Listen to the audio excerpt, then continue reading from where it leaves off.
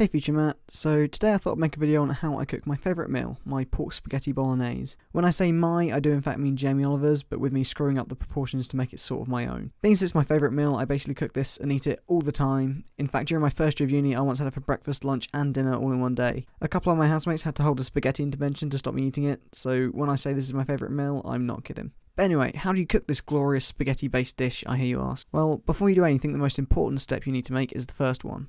Make sure you have some solid songs to cook to.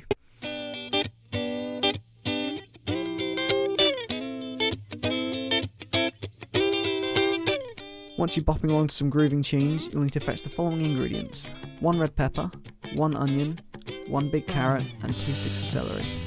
Normally I'd add some garlic cloves, but I didn't have any this time around. Also, you can add some more carrots if you need to use them up or something, because I normally do that sometimes. Along with the veg, you'll need a base sauce. If you want to make it exactly how I make it, use the tomato and herb sauce from Sainsbury's. After that, you need 500 grams of meat. Normally I use pork, which goes with the meal best, but today I'm using corn mince. I'm cooking for my vegetarian housemates.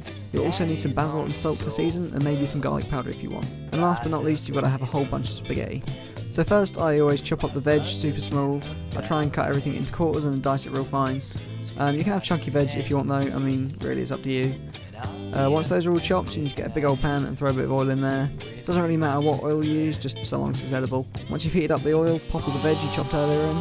Be careful of the oil though, as it'll probably be splitting a bit. Simmer the veg for about 10 minutes till it starts to look sort of cooked and soft. Now, normally at this point I would add the mince and mush it up in the pan, then simmer it for a further 10 minutes to boil the juices off.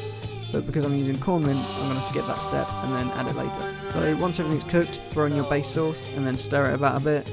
I normally fill about half a jar of water as well and pour that in, just to turn the whole thing into like a tomato-y, herby broth, so the flavour can get everywhere. While the bolognese is at its soupiest, you'll want to add all the seasonings, so I added some salt, a bit of basil and a bit of garlic powder to the mix. While that's simmering, you want to put a pan of water on to boil for later.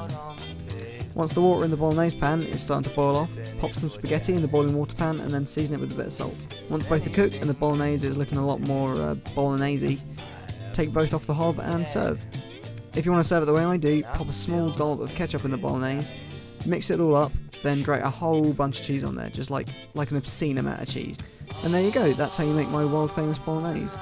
I guess my question to you, Future Matt, would be, what's your favourite meal in the future and how do you cook it?